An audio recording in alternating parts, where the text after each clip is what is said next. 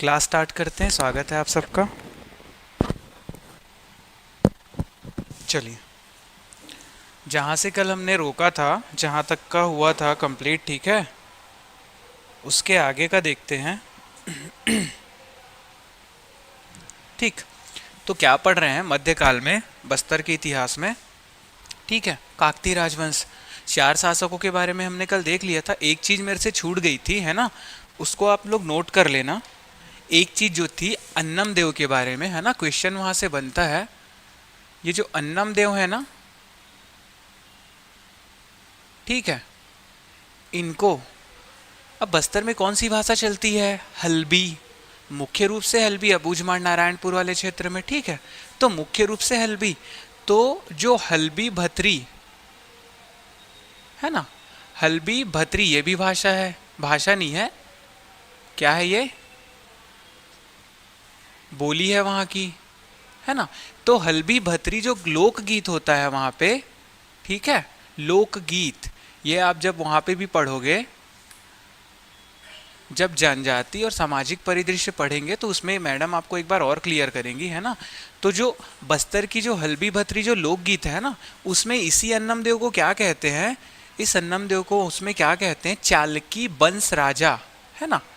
चालकी लिखना, चालकी बंस लिखना, बंस, वंश नहीं लिखना है, बंस राजा, है ना। चालकी बंस राजा, चालकी वंश का राजा ये कहा जाता है।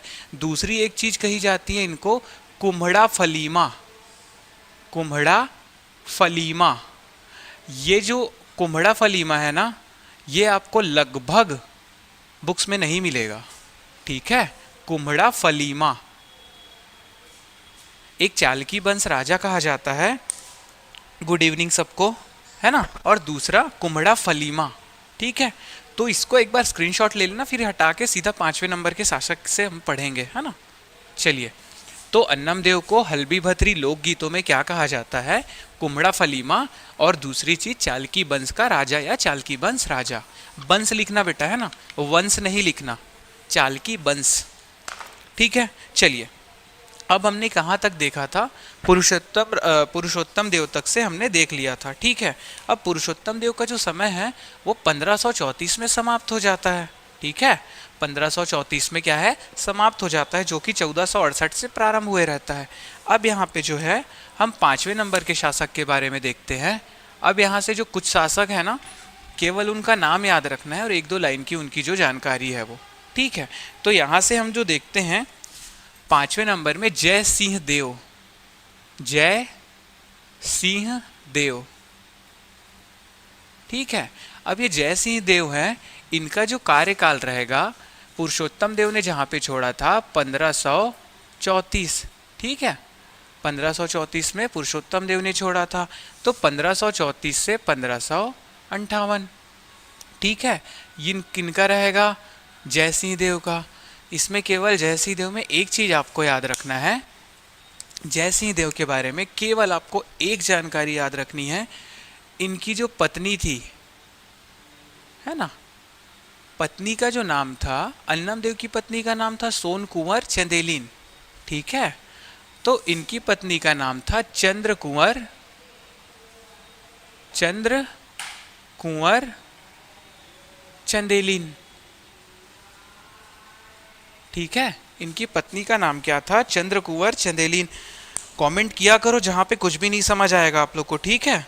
चंद्र कुंवर चंदेलिन, ठीक। अब ये जो जय सिंह देव है, किनके पुत्र हैं? पुरुषोत्तम देव के। किनके पुत्र हैं? पुरुषोत्तम देव के। यहाँ तक सबको समझ आ गया? चलिए, अब सीधे 5वें नंबर के शासक में चलेंगे, सॉरी 6ठे नंबर के में, 6ठे नंबर के में आ जाएंगे। ये जय सिंह देव के बाद है, 5 तक याद हो गया, 4 तक, जैसे अगर चौथे नंबर में पुरुषोत्तम देव का देखिए, उसके बारे में कुछ जानकारी है, अन्नम देव के बारे में जानकारी है, बाकी बीच के दो शासकों के बारे में एक दो लाइन की जानकारी थी, ठीक है। अब यहाँ पे जो देखेंगे नरसिंह सिंह देव, नरसिंह देव ना, सॉरी नरसिंह देव, ठीक है।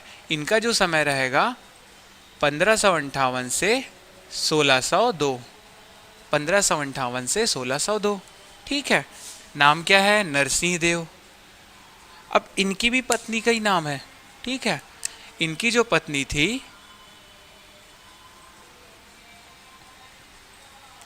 किसकी पत्नी? नरसिंह देव की पत्नी। यहां पे देखना, अब चंदेलिन नहीं आएगा, चंदेलिन नहीं आएगा, ठीक है। लक्ष्मी कुंवर बघेलिन लिखना, लक्ष्मी कुंवर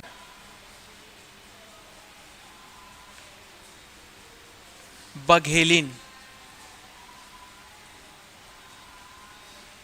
ठीक है। बघेलिन देख लेना, छोटी की मात्रा आएगी शायद, है ना। बघेलिन, लक्ष्मी कुंवर बघेलिन, ये कौन थी? इनकी पत्नी थी। अब इन्होंने क्या करवाया था?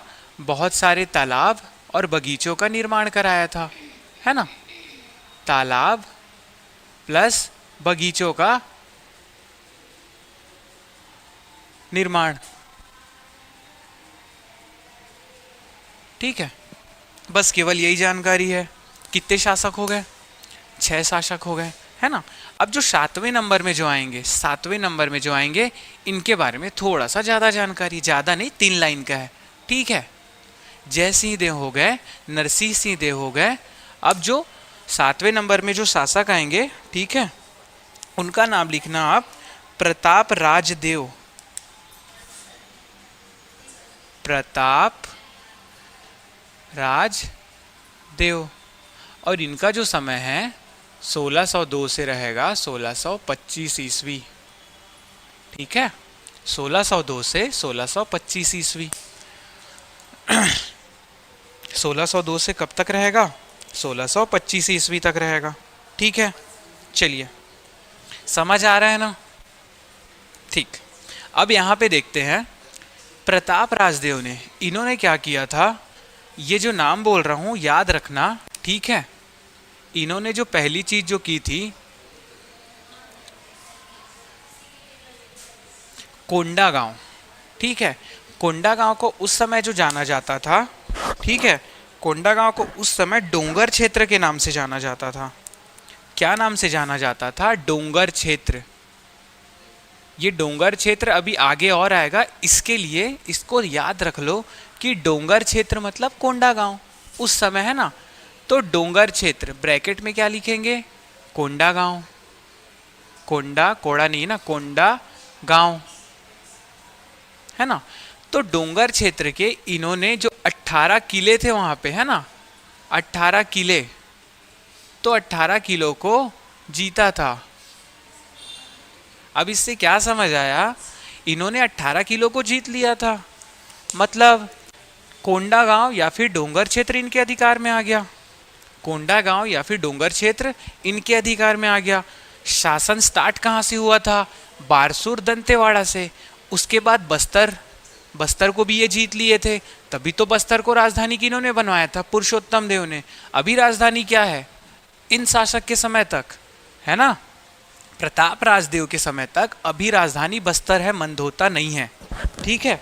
चलिए, तो इन्होंने क्या किया? डोंगर, कोंडागांव के 18 किलो को डोंगर क्षेत्र के इन्होंने विजित कर लिया, जीत लिया, ठीक।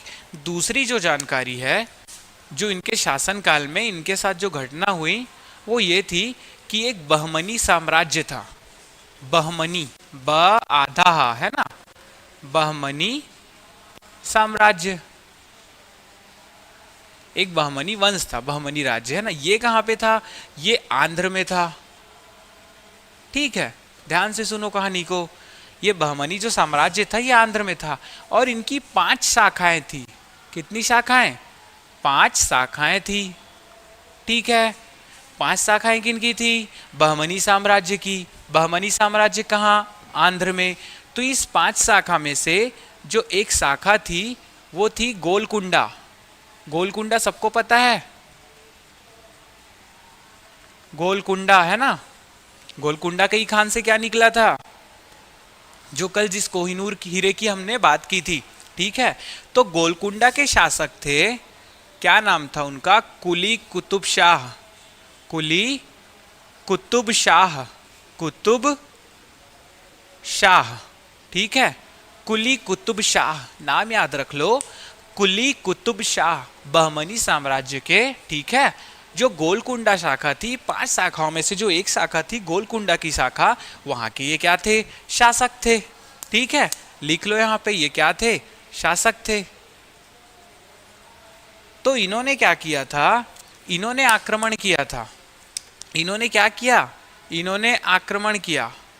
कहां पे आक्रमण किया, बस्तर में, ठीक है। लेकिन क्या हुआ, जब बस्तर में इन्होंने आक्रमण किया तो जो प्रताप राजदेव थे, प्रताप राजदेव और उनके साथ पूरी आदिवासी जनता, है ना, प्रताप प्लस आदिवासी, है ना, जो कि बस्तर में ही है ना, इन्होंने मिलकर के क्या किया, कुली कुतुब शाह को पराजित कर दिया। कुली कुतुब शाह ने क्या सोचा था कि यहाँ पे मेरे को ज़्यादा सेनाओं की जरूरत नहीं पड़ेगी, या फिर आसानी से उस बस्तर राज्य को मैं जीत लूंगा। लेकिन क्या हुआ, प्रताप राजदेव ने आदिवासी सहयोग से, है ना, लड़ने में बहुत सक्षम होते थे वो, ठीक है, उनके सहयोग से कुली कुतुब शाह को क्या किया, पराजित किया। पराजित कौन हुआ इसमें, कुली कुतुब शाह। अब पराजित होगा तो क्या चुपचाप चले जाएगा क्या, नहीं, पराजित होने के बाद, ठीक है, इसने क्या किया, पराजित होने के पश्चात ये कहां चले गया, प्रतिशोध की वजह से, है ना। देखो दूसरी, हाँ यहां तक लिख लो, ठीक है। उसके बाद लिखना, इसी कुली कुतुब शाह ने, है ना, तीसरा नंबर डाल के लिखना, कहानी को आगे बढ़ाते हैं। ये कहां चले गया,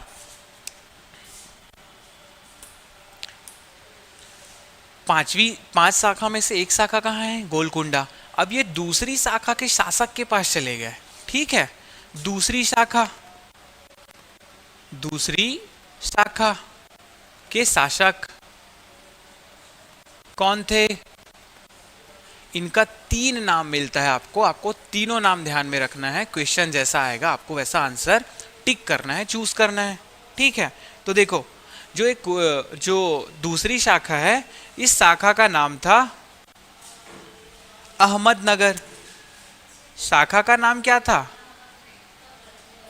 अहमदनगर, ठीक है। और अहमदनगर के शासक कौन थे, देखना 3 नाम मिलेगा आपको, मलिक कंवर, एक साथ लिखना है ना, स्पेस नहीं देना है, मलिक, मलिक लिखो, मलिक, अब क के ऊपर एक डॉट डाल के उसको कंवर बना दो, मलिक कंवर, ठीक है। इन्हीं का दूसरा नाम जो मिलता है वो मिलेगा आपको मलिक अहमद, ठीक है। तीसरा नाम जो मिलेगा मलिकांबर, ठीक है। मलिक कंवर, मलिक अहमद या फिर मलिकांबर, ये तीनों एक ही व्यक्ति हैं, ठीक है। ये तीनों कौन है, एक ही व्यक्ति हैं। और बहमनी साम्राज्य के जो दूसरी शाखा है उसका नाम है अहमदनगर, वहाँ के शासक है। तो ये जो कुली कुतुब शाह है, ठीक है, ये कहाँ आते हैं, जब पराजित होते हैं तो ये आते हैं अहमदनगर शाखा में उसके शासक के पास, प्रतिशोध के चलते, है ना, क्योंकि इसको प्रताप राजदेव ने पराजित किया था, ठीक है। अब ये जो हैं, जो मलिक अहमद है या फिर मलिक कंवर हैं, ये कुली कुतुब शाह के साथ मिल करके ये एक तीसरे शासक के पास जाते हैं, ठीक है। इनको लगता है कि बस्तर में मैं और पहली शाखा के जो शासक है कौन, कुली कुतुब शाह, ये पर्याप्त नहीं होंगे, हमको सेकंड चांस नहीं लेना है, क्या पता वो फिर पीट के भगा दे, मार पीट के फिर हार जाएंगे, है ना, तो ये तो बेइज्जती हो जाएगी। तो ये क्या बोलते हैं कि नहीं, पूरी सेना के साथ जाएंगे, पूरी शक्तिशाली सेना के साथ, पूरी प्लानिंग करके और सेना एकत्रित करते हैं। तो ये कहाँ चले जाते हैं दोनों मिलके, ये दोनों मिलके चले जाते हैं जयपुर, राजस्थान वाला नहीं, जयपुर। जयपुर कहाँ बताया हूं मैंने, कहाँ बताया आपको, जयपुर, जय है ना, जय के ऊपर ए की मात्रा, जयपुर शासक, जयपुर के शासक के पास चले जाते हैं, है ना, उनका नाम जानने की जरूरत नहीं है, जयपुर के शासक के पास चले जाते हैं और ये तीनों मिलकर के फिर आक्रमण करेंगे, ठीक है। अब ये तीनों मिलकर के, तीनों की सेना, है ना, तीनों की सेना मिलकर के आक्रमण करेगी, कहां पे, बस्तर में, है ना।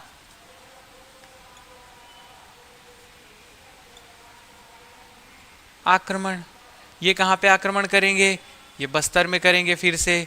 कौन है बस्तर में? प्रताप राजदेव। ठीक है, तो ये क्या करते हैं, इस आक्रमण में प्रताप राजदेव पराजित होते हैं। ठीक है, कौन पराजित हो रहा है? प्रताप राजदेव पराजित हो जाते हैं। प्रताप पराजित हो जाते हैं। ठीक है, प्रताप राजदेव क्या हो जाते हैं? पराजित हो जाते हैं।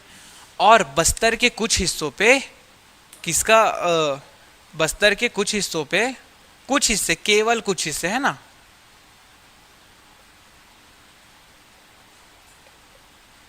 किसका अधिकार हो जाता है?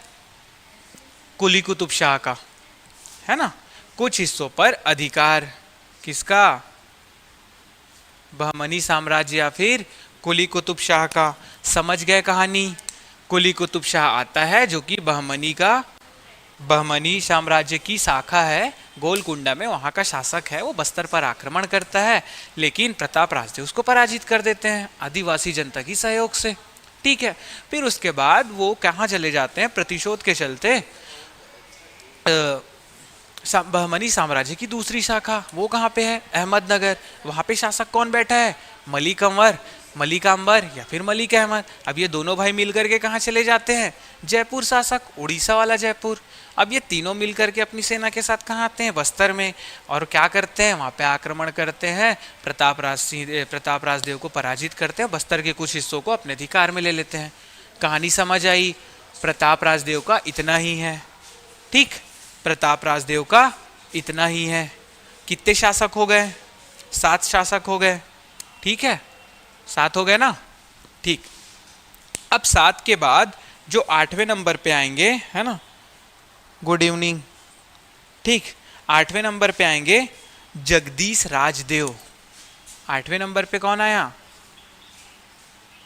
जगदीश राजदेव। और इनका जो कार्यकाल है, कहाँ पे छोड़ा था प्रताप राजदेव ने? 1625 में। तो ये लेके जाएंगे 39 तक, 1625 से 1639 जगदीश राजदेव। ठीक है, जगदीश राजदेव। अब देखो, ये जगदीश राजदेव, उसके बाद सीधा आ जाना 9वें शासक में। 9वें शासक में आ जाते हैं। क्या नाम है? नारायण सिंह देव। नारायण सिंह देव।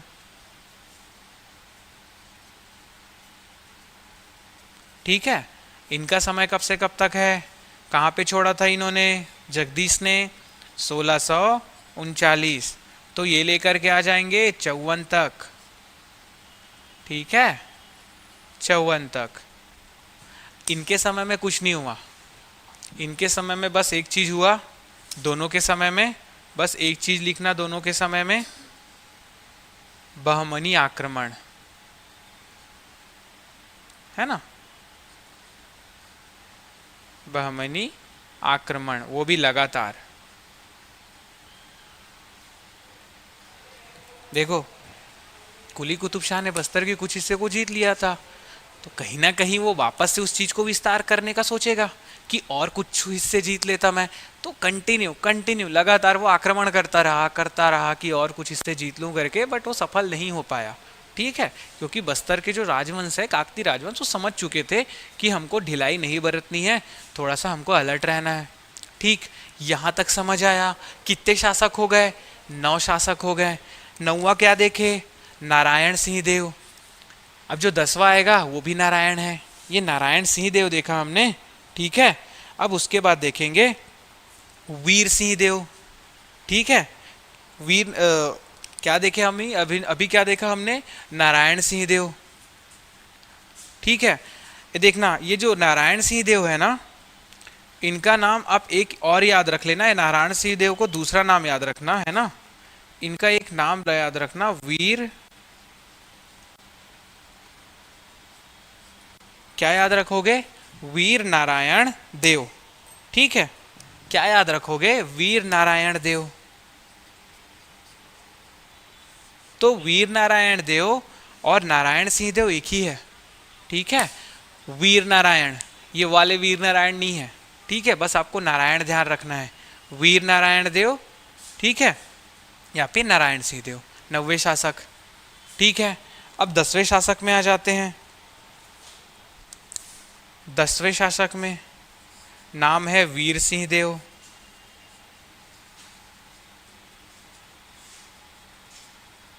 वीर सिंह देव है ना। इनका जो समय है वो कब से कब तक रहेगा? नारायण ने कहाँ पे छोड़ा था? 1654 में। तो ये 1654 से 1680 तक चलेगा, ठीक है। इन्होंने क्या करवाया था? इनके समय केवल एक बात आपको याद रखना है, जगदलपुर किला, जगदलपुर किला,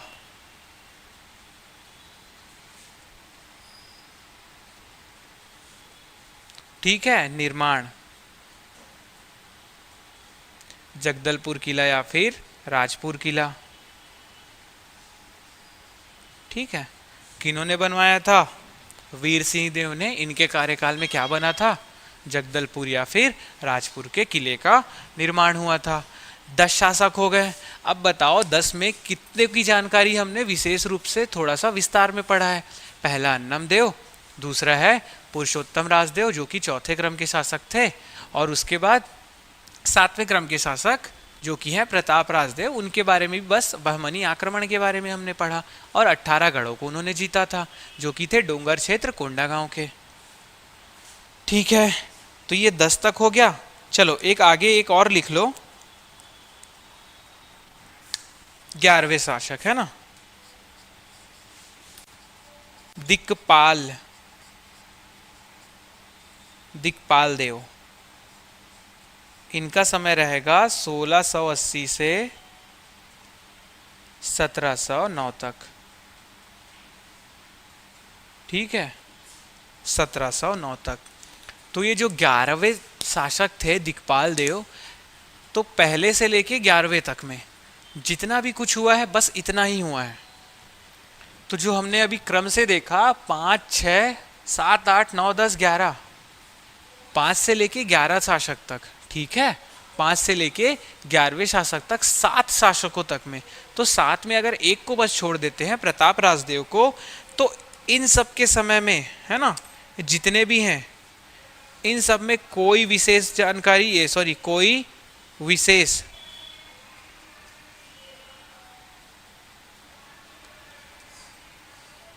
कोई विशेष घटना है ना, कोई विशेष घटना या फिर कोई विशेष बदलाव नहीं हुआ, है ना। कब से कब तक में? 5 से लेकर 11वें क्रम के शासकों के समय में, ठीक है, समझ गए। चलो इसका फटाक से एक बार स्क्रीनशॉट ले लो।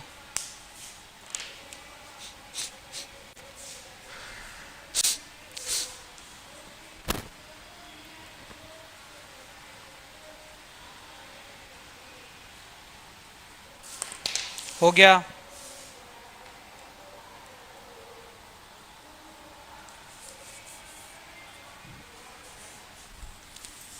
अब 12वें क्रम के जो शासक हैं है ना, अब यहां से एक नई कहानी चालू हो जाएगी, ठीक। अन्नम देव, पुरुषोत्तम देव और ये प्रताप राज है ना, इनके बारे में ही जो उल्लेख है जो है, ठीक है। बाकी सबके बारे में क्या है? बस नाम और उनका कार्य का समय, कार्यकाल का समय, यही तो याद करना है, और कुछ थोड़ी ना है, ठीक, और कुछ थोड़ी ना है, इतना ही तो याद करना है। तो इसके बाद हम अब कौन से क्रम के शासक में पहुंच गए? 12वें नंबर पे आप लोग लिखना, दिक्पाल के बाद, दिक्पाल 11वें थे, राजपाल देव, है ना। 12वें नंबर पे लिखना राजपाल देव, और राजपाल देव का जो कार्यकाल है वो आप लोग लिखोगे 1709 से 1721, 1709 से 1721, ठीक। इनकी कोई जानकारी नहीं है ना, बस 2 उपाधि हैं, और यहाँ पे थोड़ा सा छोटा सा हमको एक वंशावली बनाना है ना, जहाँ से कहानी आगे बढ़ेगी। अभी तक क्या हुआ, अन्नमदेव आए, है ना, और यहाँ पे उन्होंने शासन प्रारंभ किया। उसके बाद जो भी शासक आते गए और बहुत ज़्यादा समय तक के लिए उन्होंने शासन किया। ठीक, चलो अब लिखते हैं, देखते हैं 12वें क्रम के शासक राजपाल देव।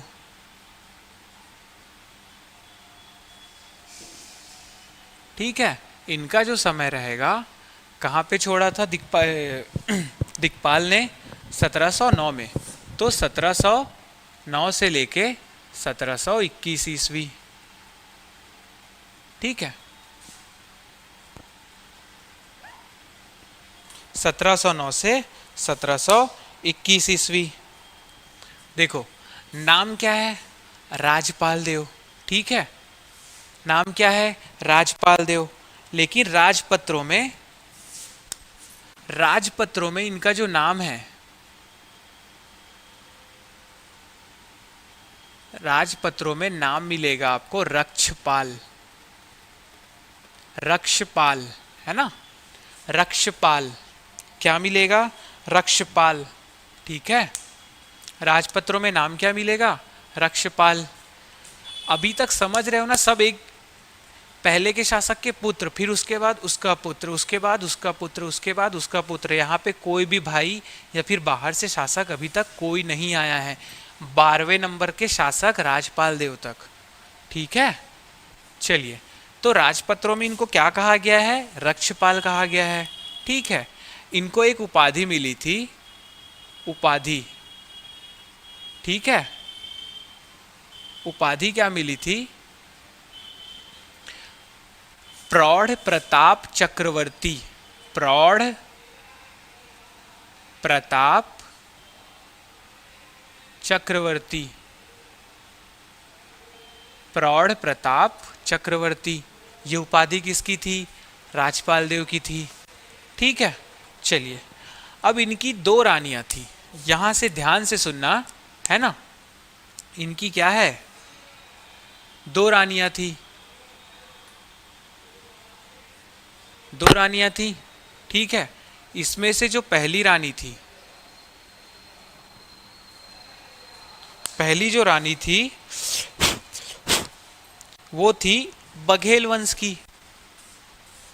क्या थी, बघेल वंश की थी, तो इसको बघेल रानी कहा जाता था। क्या कहा जाता था, बघेल रानी।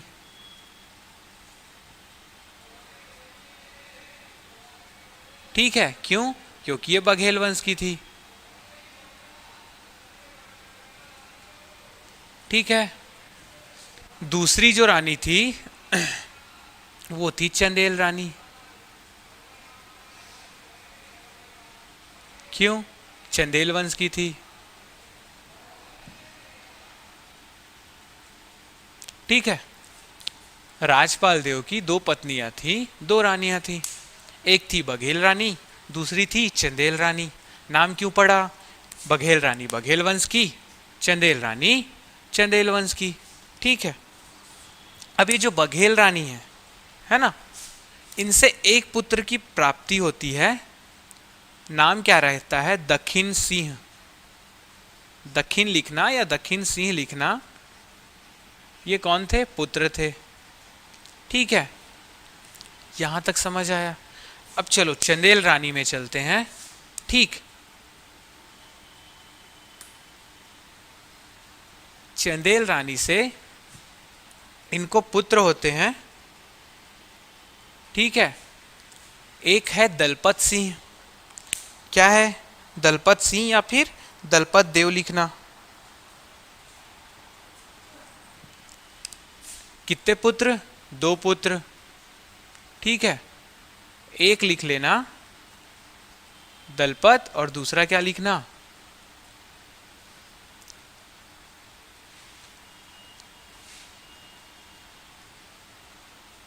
दलपत देव लिखो, एक लिखो राज सिंह।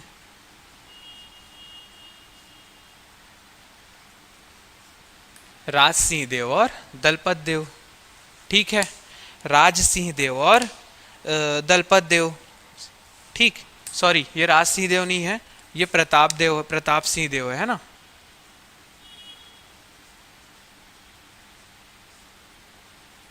प्रताप सिंह देव और दलपत देव। जो काकती जहां से प्रारंभ हुआ था वो प्रताप रुद्रदेव थे, प्रताप रुद्रदेव, है ना। ये कौन है? प्रताप सिंह देव, प्रताप सिंह देव। और जो अभी आएंगे लास्ट में, है ना, अंत से एक शासक पहले, वो रुद्र प्रताप देव रहेंगे। तो मिक्स नहीं करना, प्रताप रुद्रदेव जो कि संस्थापक थे और प्रताप रुद्रदेव द्वितीय जो कि अन्नम देव के बड़े भाई थे, है ना। ठीक है, तो इसको मिक्स नहीं करना। और ये जो है ये प्रताप सिंह देव हैं, ठीक है, समझ गए, प्रताप सिंह देव। चलो अभी आगे देखना कि ये जो चंदेल रानी थे, चंदेल रानी जो थी, है ना, और एक बघेल रानी, तो बघेल रानी के साथ जो पुत्र था दखिन सिंह, इसको भूल जाओ बघेल रानी को, ये कहानी आगे नहीं बढ़ाते हैं, ठीक है।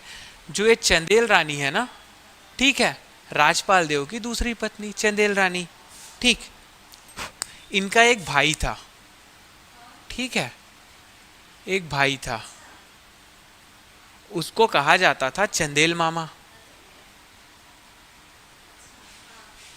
चंदेल मामा, यही नाम है ना, बस चंदेल मामा याद रखना, ठीक। तो क्या हो जाता है, राजपाल देव की मृत्यु हो जाती है, ठीक है, राजपाल की मृत्यु हो जाती है।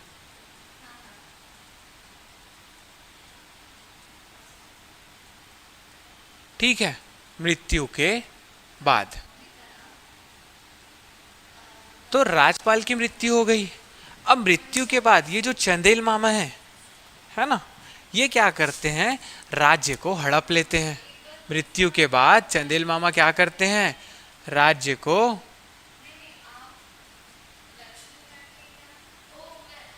हड़प लेते हैं, ठीक है, ये क्या करेंगे, राज्य को हड़प लेंगे, ठीक है। कौन हड़प्पा है, चंदेल मामा।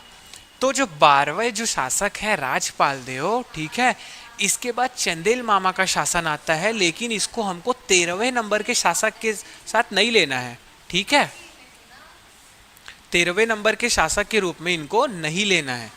तो ये जो चंदेल मामा है ये शासन करेंगे 10 साल, केवल 10 साल, है ना, ये शासन करेंगे 10 वर्ष।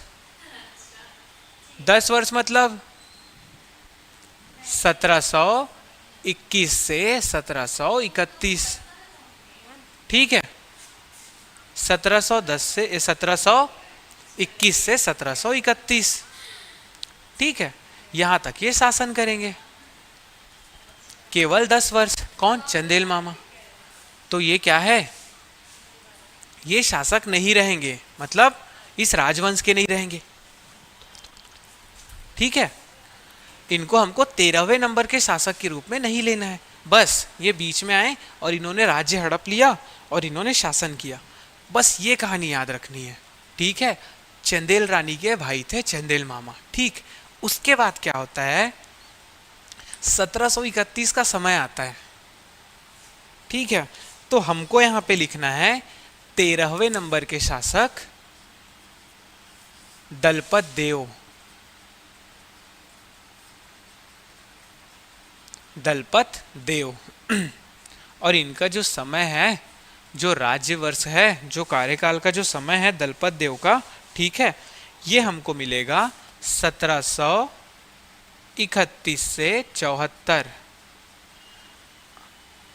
अब एक बात बताओ, ये तो चंदेल मामा है ना, 1721 से 1731 तक, तो फिर ये दलपत देव कहाँ से शासक बन गए? तो कहानी सुनो, 2 लाइन की है। रक्षाबंधन का समय आता है, रक्षाबंधन का समय आता है। अब रक्षाबंधन की बधाई देने के लिए दलपत देव, है ना, उनके मामा कौन, चंदेल मामा, ये चंदेल मामा से मिलने जाते हैं, ठीक है, कौन, दलपत देव। और ये क्या करते हैं, उनकी हत्या कर देते हैं, मतलब मामा को मार देते हैं, मामा की हत्या कर देते हैं, ठीक है, कब? 1731 में। उसके बाद शासक कौन बनेगा? राजा को जो मारेगा वही तो राजा बनेगा, ठीक है। तो कौन? दलपत देव इसके बाद शासक बन जाते हैं। तो यहाँ से ये ध्यान रखना कि जो दलपत देव है ना, ये कहाँ जाते हैं? चंदेल मामा के पास। 1731 में क्या रहता है? रक्षाबंधन का समय रहता है। रक्षाबंधन के अवसर पे, है ना, और क्या कर देते हैं? हत्या कर देते हैं। अवसर पे बधाई देने जा रहे थे मामा को, है ना, और मामा को निपटा ही देता है ये, ठीक है। तो 1731 में कौन शासक बन गया? 13वें नंबर पे दलपत देव, ठीक है।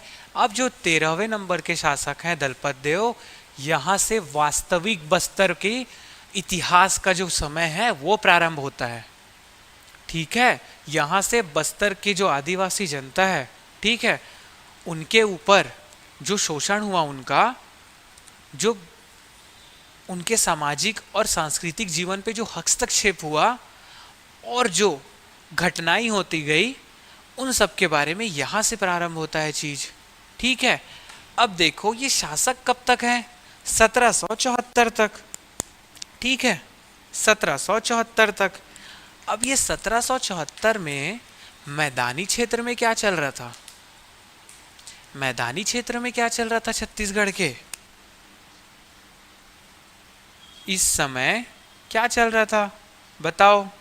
कलचुरी राजवंश था क्या, कि क्या था? बताओ, कमेंट करो। कोई, किसी को नहीं करना है, ठीक है, मत करो भाई। तो इस समय जो है छत्तीसगढ़ क्षेत्र कहेंगे ना, छत्तीसगढ़ क्षेत्र क्या रहेगा? मैदानी वाला भाग, है ना। वहां पे क्या था?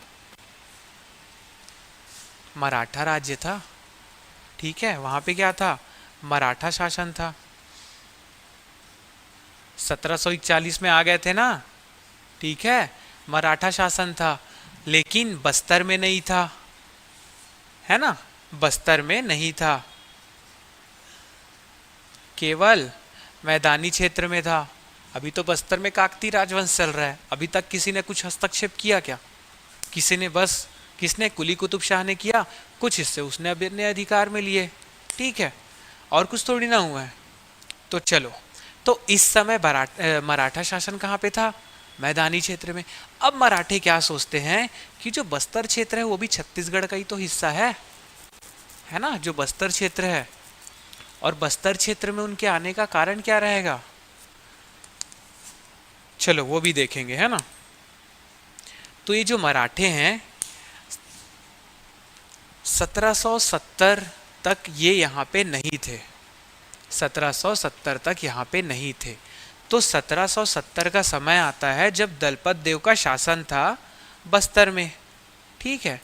तो 1770 में मराठे, है ना, जो मराठे हैं वो अपने एक सेनापति के रूप में एक व्यक्ति को भेजते हैं, है ना। मराठे जो हैं वो अपने बहुत शक्तिशाली थे भाई, ठीक है। जो जिस सेनापति को इन्होंने भेजा था वो छोटा मोटा आदमी नहीं था, बहुत शक्तिशाली आदमी था। जब हम मराठा पढ़ेंगे तब देखना इस नाम को वापस से आएगा। तो जो सेनापति था इनका नीलू पंडित, नाम याद रख लो, नीलू पंडित। इसी पंडित को क्या कहेंगे? नीलू पंत भी कहेंगे।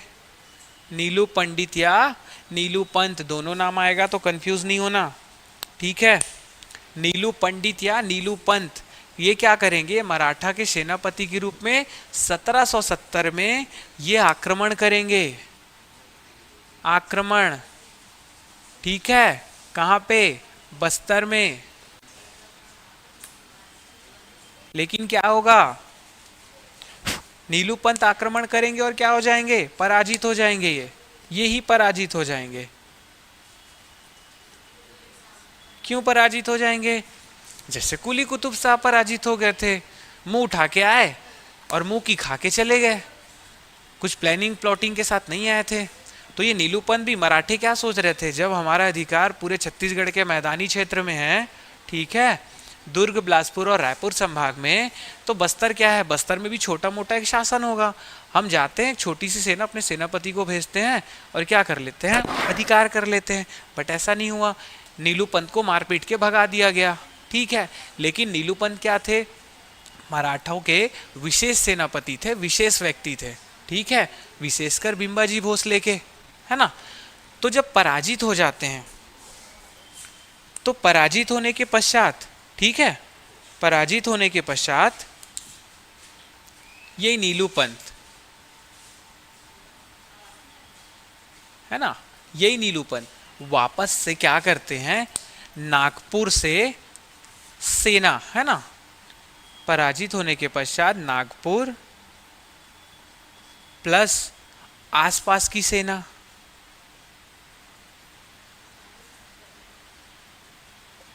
ठीक है, आसपास की सेना के साथ क्या करते हैं, मिलके वापस से बस्तर में आक्रमण करते हैं, ठीक है, वापस से क्या करते हैं, आक्रमण करेंगे बस्तर में।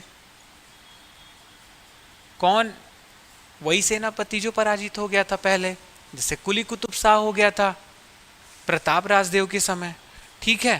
तो सेम कहानी है ना, पहले आएंगे, फिर हारेंगे, फिर ज़्यादा सेना लेके आएंगे और फिर क्या करेंगे, जीतेंगे। तो यहाँ पे कौन जीता, यहाँ पे नीलूपंत विजयी हुआ, ठीक है, मतलब मराठे विजयी हुए। और नीलूपंत जीतने के बाद क्या करता है, ये कहाँ पे जीतता है, पूरे बस्तर को नहीं जीतता, ठीक है, इसको ध्यान रखना। विजयी हुआ लेकिन बस्तर के कुछ हिस्सों को जीतता है ये, बस केवल कुछ हिस्से, है ना, बस्तर के केवल कुछ हिस्से, जैसे कुली कुतुब शाह ने जीता था, कहानी वैसी है ना, नाम बस अलग है, केवल कुछ हिस्से, ठीक है। कहानी यहां तक समझ आई। कार्यकाल किनका चल रहा है अभी, दलपत देव का चल रहा है, ठीक है। अभी जब दलपत देव पराजित हो जाते हैं और बस्तर के कुछ हिस्से वो क्या कर जाते हैं, हार जाते हैं, है ना, मराठों से, तो ये फिर पूरे, है ना, पूरे समय ये मराठों का विरोध करते रहते हैं, है ना, लड़ते रहते हैं उनसे अपने स्तर पे, है ना। तो पूरे समय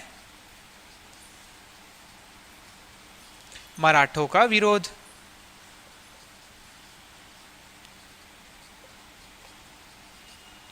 ठीक है, जीत गए तो क्या हो गया, अब थोड़ा ना छोड़ देंगे, तो ये विरोध करते ही रहते हैं, ठीक।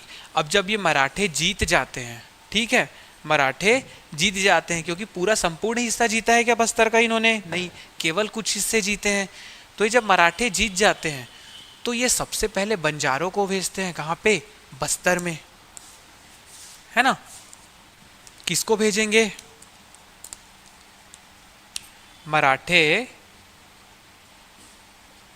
मराठों ने बंजारों को भेजा।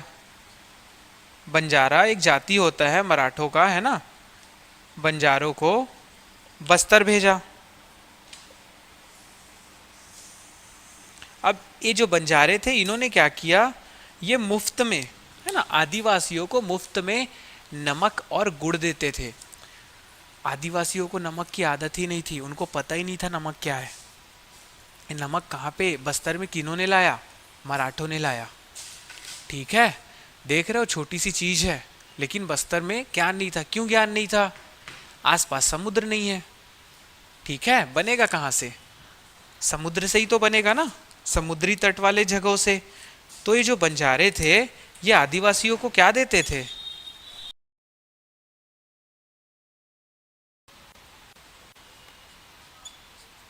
मुफ्त में, है ना, आदत डालने के लिए, मुफ्त में नमक और गुड़। गुड़ को भी दूसरा ही याद रखना ना, सबसे पहले नमक ही है, गुड़ को दूसरा ही याद रखना। अगर गुड़ नहीं भी याद रखोगे तो चलेगा, लेकिन नमक याद रखना कि बंजारा जाति जो थी, जो मराठों द्वारा भेजी गई थी बस्तर में, वो सबसे पहले उन्होंने क्या किया, नमक की आदत डाली आदिवासियों में। और मुफ्त में बांटते थे। जैसे अंग्रेज आए और चाय बांटने लगे ना, वैसे ही आके क्या करने लगे, मुफ्त में नमक बांटने लगे, नमक के साथ गुड़ बांटने लगे। अब देखो नमक ऐसा है जो टेस्ट का क्या करता है, आपको अनुभूति करवाता है ना।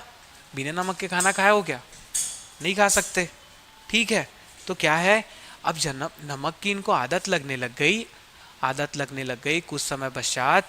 तो ये जो जो मुफ्त में बांटते थे ना, वो क्या कर दिया इन्होंने, मुफ्त में बांटना बंद कर दिया, ठीक है। कुछ समय पश्चात इन्होंने क्या किया, जो मुफ्त है सामग्री के बदले, है ना, इसके बदले आदिवासियों से क्या लेने लग गए, जो वन संपदा है, जो वनोपज है, जो वन में जितनी चीजें हैं, साथ में खनिज, ठीक है। वनोपज प्लस खनिज। आदिवासियों को थोड़ा ना पता है कि बैलाडीला की पहाड़ी में लॉयस्क है, उनको थोड़ा ना पता था, ठीक है। उनको थोड़ी ना पता था कि यहाँ पे दंडकारण्य का पठार है, ठीक। उनको तो बस पता था, उनको तो अपना जीवन यापन करना था, जो कि उनको जीवन यापन की सामग्री कहाँ से मिलती थी, मुख्य रूप से क्या, पूरी तरीके से वन से मिलती थी। तो जो मराठे थे, इनका आने का मुख्य कारण यही था कि उनको पता था कि बस्तर में क्या है, कितना भरपूर खनिज है, और जो कि बहुत ही मूल्यवान है। और वहाँ पे जिस प्रकार के वन हैं, तो जो वन संपदा है, जो वनोपज है, वो भी बहुत मूल्यवान है। तो इसी वजह से उन्होंने क्या किया, छोटे से जगह को जीत लिया और मराठा जाति को वहाँ, सॉरी, मराठों की जो एक जाति है, क्या है, बंजारा जाति है, उसको भेज करके पहले तो उनको प्रलोभन दिया, मुफ्त में नमक और गुड़ बांटे। फिर जब उनको आदत हो गई तो उन्होंने क्या किया, उसके बदले आदिवासियों से कुछ कुछ चीज़ें वो मांगने लगे, और यही क्या कहलाया, वस्तु विनिमय कहलाया। कि हम तुमको नमक देंगे, तुम हमको उसके बदले जो हम मांगते हैं वो तुम ला के दो वन से, ठीक है, या फिर जहाँ से भी। ये समझ गए, ठीक। तो ये किसका था, दलपत देव का था। दलपत देव के बारे में एक अंतिम जानकारी ये देख लेना, इन्होंने जगदलपुर में क्या बनवाया था,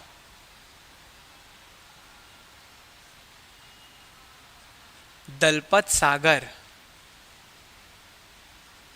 दलपत सागर ये क्या है, झील है, ठीक है। नाम क्या है, दलपत सागर। अपने नाम पर इन्होंने एक बहुत बड़ा झील का निर्माण करवाया, जिसका नाम था दलपत सागर। और इसकी जो विशेषता है दलपत सागर की, वो याद रखना, ठीक है। ये छत्तीसगढ़ की एकमात्र, है ना, कृत्रिम झील है, कृत्रिम झील है। कृत्रिम झील समझते हो, कृत्रिम झील मतलब, कृत्रिम झील का मतलब होता है मानव निर्मित, मैन मेड, है ना, मानव निर्मित, ठीक है। मानव निर्मित झील है, छत्तीसगढ़ की एकमात्र, या फिर पहली कह लीजिए। एक है तो पहली कहने का मतलब नहीं होता है। दलपत सागर के नाम से जगदलपुर में है। अगर जगदलपुर जाओगे तो बताते हैं बहुत बड़ा तालाब है, बहुत बड़ा तालाब है करके, वही क्या है, दलपत सागर झील है, ठीक है। किन्होंने बनवाया था, दलपत देव ने। एक बार थोड़ा सा याला कहानी वापस से देख लेते हैं, ठीक है। चलिए राजपाल देव से प्रारंभ करते हैं। राजपाल देव की दो रानियां थी, है ना, बघेल रानी और चंदेल रानी। बघेल रानी को छोड़ देते हैं। चंदेल रानी के दो पुत्र थे, प्रताप सिंह देव और दलपत देव, ठीक है। लेकिन चंदेल रानी, जब राजपाल देव की मृत्यु हो जाती है तो चंदेल रानी के एक भाई रहते हैं, चंदेल मामा, ठीक है। वो क्या करते हैं, राज्य को हड़प लेते हैं 1721 में, और 1731 तक 10 वर्षों तक वो शासन करते। लेकिन हमको इसको काकती राजवंश के शासक के तौर पे नहीं लेना है, बस ये कहानी याद रखना है कि जो 10 साल का जो गैप था वो कहाँ गया, ठीक है। उसके बाद उस समय दलपत देव और प्रताप सिंह देव क्या थे, बच्चे थे, बहुत छोटे थे। तो जब 10 वर्ष के पश्चात दलपत देव बड़े हो जाते हैं तो रक्षाबंधन का समय आता है और वो अपने मामा से भेंट करने के लिए उनके राज्य जाते हैं, जहाँ पर वो समय देख करके, है ना, फुल प्लानिंग के साथ जा रहते हैं और उनकी हत्या कर देते हैं। और उसके बाद दलपत देव क्या बन जाते हैं, खुद काकती राजवंश के अगले सम्राट, अगले शासक बन जाते हैं।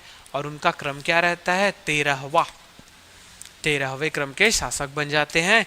और 1731 से 1774 तक वो शासन करते हैं। और 1774 तक वो शासन करते हैं, ठीक है। इन्होंने क्या बनवाया था, जगदलपुर में दलपत सागर झील, जो कि पहला छत्तीसगढ़ का एकमात्र कृत्रिम झील है, मानव निर्मित झील है, ठीक है। इनके समय में जो छत्तीसगढ़ वाला क्षेत्र है, ठीक है, मैदानी भाग है, वहाँ पे मराठा शासन प्रारंभ हो चुका था। तो मराठों की नज़र बस्तर पे पड़ी और उन्होंने यहाँ पे भी अपना अधिकार करने के लिए अपने एक सेनापति, कुशल सेनापति नीलू पंत या नीलू पंडित को भेजा 1770 में। और नीलू पंडित आता है, लेकिन वो पराजित हो जाता है क्योंकि दलपत देव के साथ पूरी आदिवासी सेना रहती है, ठीक है। दलपत देव जीत जाता है, नीलू पंत पराजित होके वापस चले जाता है, लेकिन वापस वहाँ नहीं जाता वो, ठीक है, राज्य वो आसपास ही विचरण करते रहता है। और नागपुर और आसपास की सेना को बुला करके, ठीक है, सबको संयोजित करके पूरी शक्ति के साथ वापस आक्रमण करता है और बस्तर के कुछ हिस्सों को वो जीत लेता है, ठीक है। अब बस्तर के कुछ हिस्सों पे मराठा आधिपत्य है, मराठा शासन है। तो मराठे क्या करते हैं, यहाँ की वन संपदा और खनिज पर उनकी नज़र रहती है, तो एक बंजारा जाति होती है, उसको यहाँ पे भेजते हैं। और साथ में क्या भेजते हैं, नमक और गुड़ भेजते हैं। तो नमक और गुड़ की आदत उनको आदिवासियों को लगाना था, तो पहले मुफ्त में बांटते हैं। जब इनको आदत हो जाती है, उनका उपभोग वो जो अपने सामाजिक जो जीवन है उसमें रोज दिनचर्या में करने लग जाते हैं। तो उसके पश्चात क्या होता है, जो इनकी जो प्लानिंग रहती है ना, उसके तहत ये अब नमक के बदले वनोपज और खनिज इनसे मांगने लगते हैं, ठीक है। तो यहाँ से शोषण प्रारंभ हो जाता है, किसका, आदिवासी जनता का, ठीक है। यहाँ पे समझ आया। एक चीज बस और लिख लेना, ठीक है, एक चीज यहाँ पे लिख लेना, पूरा कब्जा नहीं हुआ था ना दलपत देव के समय में, ठीक। जब नीलूपंत आक्रमण करते हैं दलपत देव के ऊपर, ठीक है, तो दलपत देव भाग जाते हैं, ठीक है। दलपत देव क्या है, आक्रमण के बाद दलपत देव राजधानी छोड़ के भाग जाते हैं, राजधानी से भाग जाते हैं। राजधानी कहाँ थी, बस्तर में था ना। और नीलूपंत का आक्रमण कहाँ हुआ, बस्तर में हुआ, है ना, राजधानी में होगा। तो ये राजधानी छोड़ करके भाग जाते हैं और भाग के चले जाते हैं ये जगदलपुर, ठीक है। भाग करके कहाँ जाते हैं, जगदलपुर, जगदलपुर ब्रैकेट में लिखना जगतगुड़ा, आधा द गुड़ा, है ना, जगतगुड़ा बस्तर जगदलपुर का नाम, ठीक है।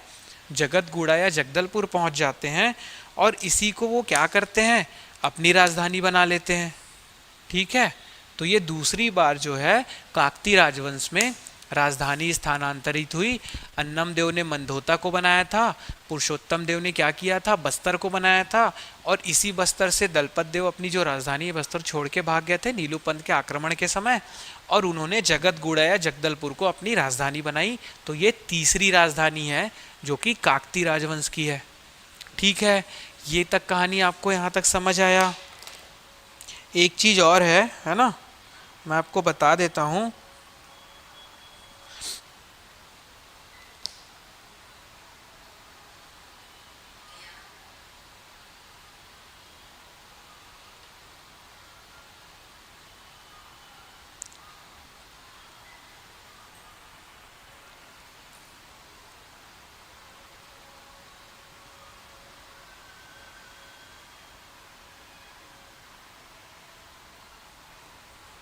चलिए ठीक है, हो गया, कुछ नहीं बताना है, ठीक है।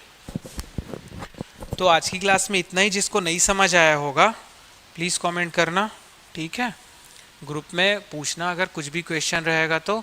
नेक्स्ट क्लास अहमद सर की होने वाली है, कोई कहीं नहीं जाएगा, ठीक है। सर 2-3 मिनट से आ जाएंगे। चलिए आज की क्लास में इतना ही। धन्यवाद। शुभ रात्रि।